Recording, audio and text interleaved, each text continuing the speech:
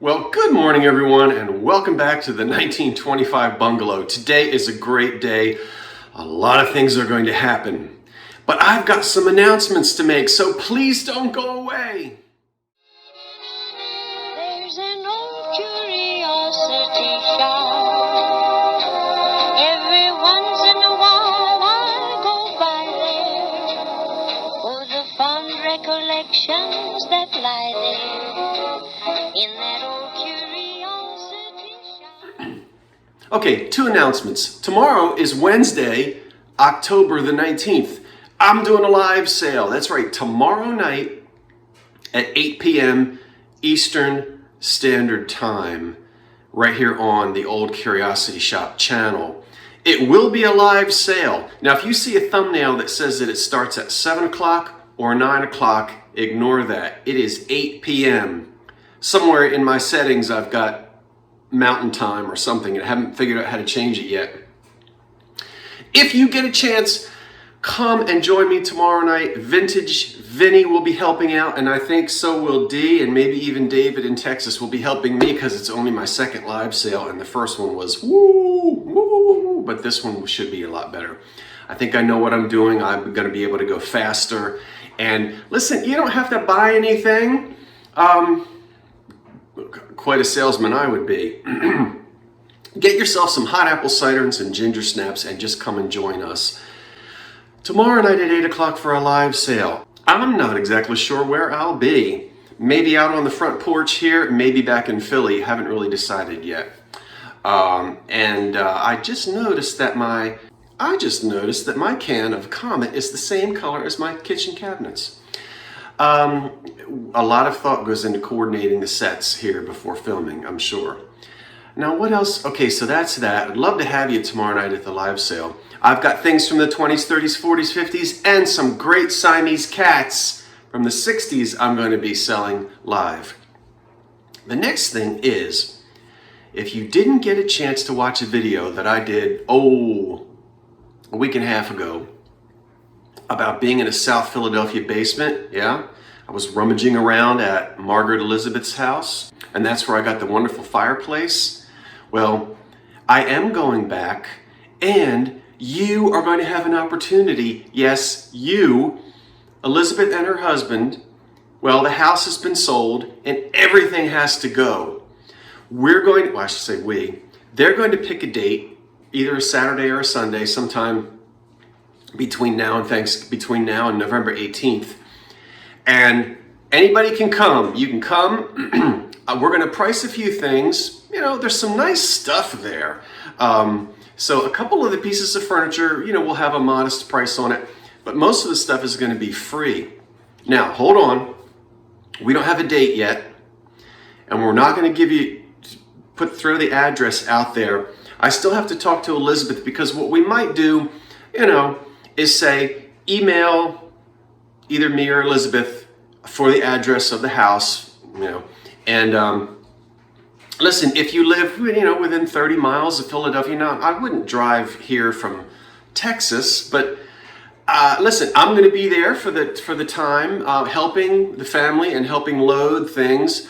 So I guess what I'm saying is I'm going to go back and film again the entire house and let you see the contents that are there. And then you'll get a chance to just come to South Philly that day, whichever day it is. And as I said, most of the stuff will be free. You'll get a chance to meet Elizabeth and her husband and talk a little bit about the house. I said I'll be there helping.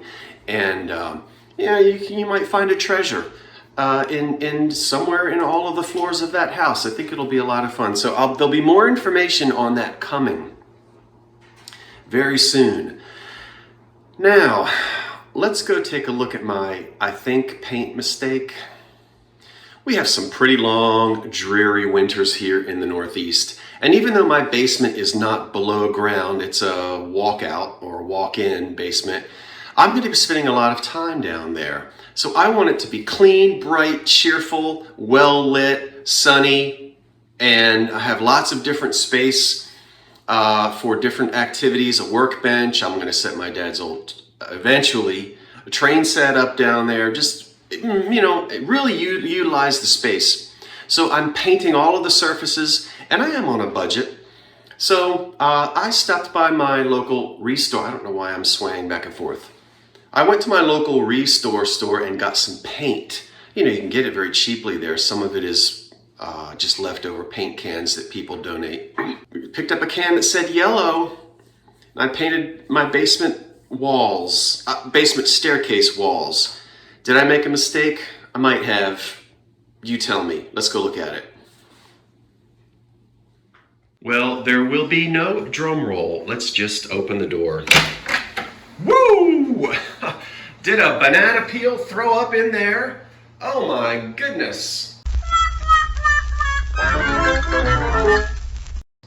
That is something else compared to my subdued cream and green. Well, you won't fall down the staircase. Oh my word. So what do you think? Was this the first paint mistake? Probably won't be my last. I don't know though, you know, I have so many pictures and picture frames and art and things. I'm probably going to end up covering these walls with pictures and frames and whatnot. You probably won't even have to hardly see that bright yellow paint. Well, you can let me know. I'm sure you will, and I hope that you will. I'm asking you to let me know, thumbs up or thumbs down.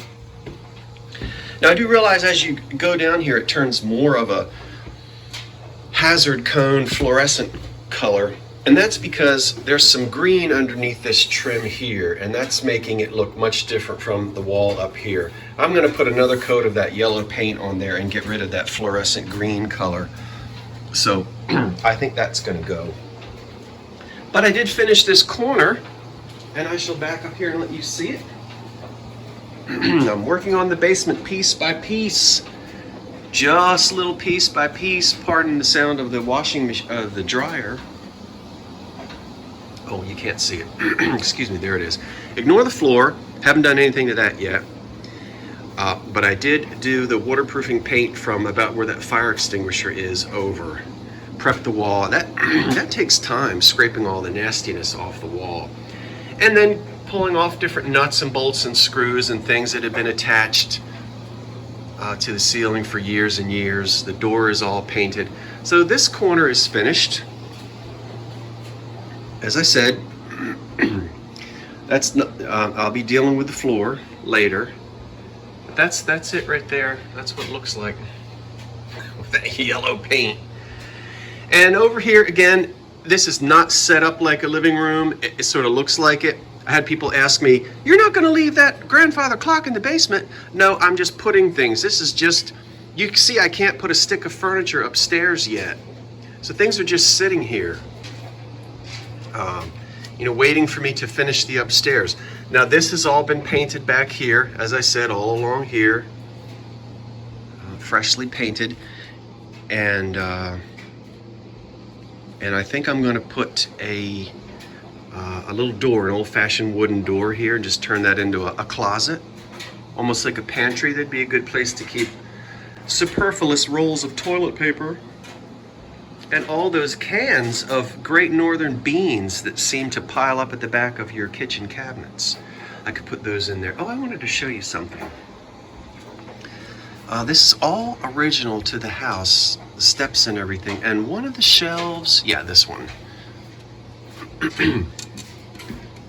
Look at this. Look how old that print is. That is old script on this piece of wood, which was probably from a crate.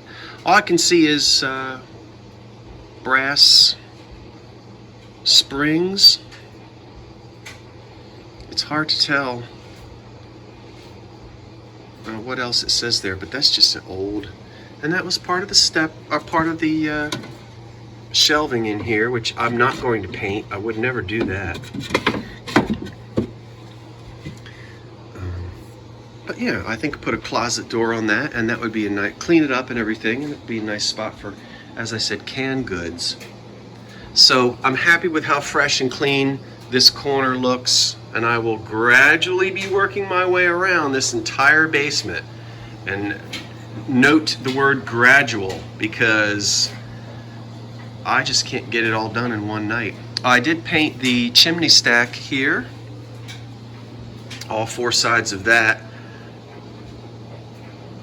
were the furnace vents, so that is nice and fresh and clean. And I've got that back side to do, and then a little more to do over here.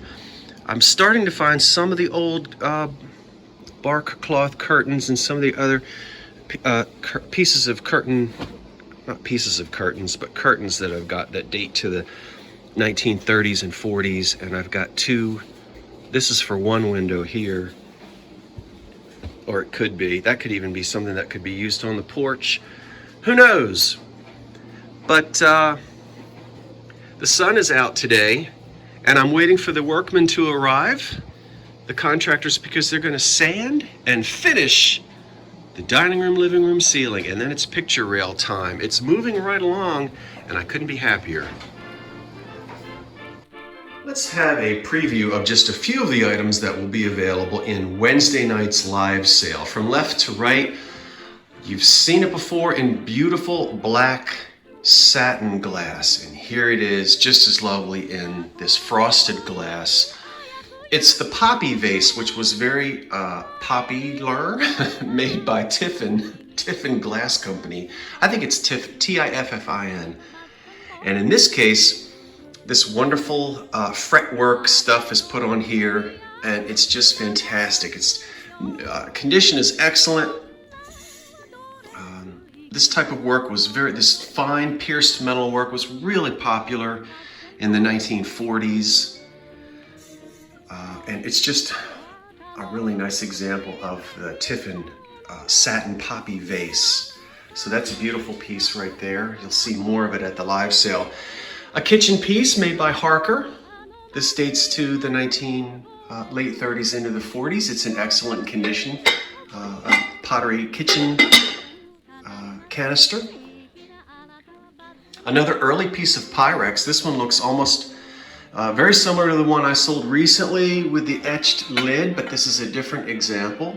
And this is going to date to the late 20s.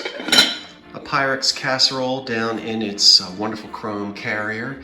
And then these great Siamese cats we've got here on this side. And these are Maddox of California, I believe. They are clearly marked right there. And then this pair here is unmarked. Well, I'm sorry, it's made in Japan. So we have the American-made pieces and the made in Japan. There was a tiny flea bite of a pin prick on the tips of the ears. I colored those in so you don't see them now. But nothing was actually chipped or broken on any of these cats here, so there are no repairs, and everybody's in excellent shape. That's just a sneak peek, but there will be much more tomorrow night, 8 o'clock. I hope you'll join me. It's going to be fun. Northeast. I'm going to be in my walk-in basement for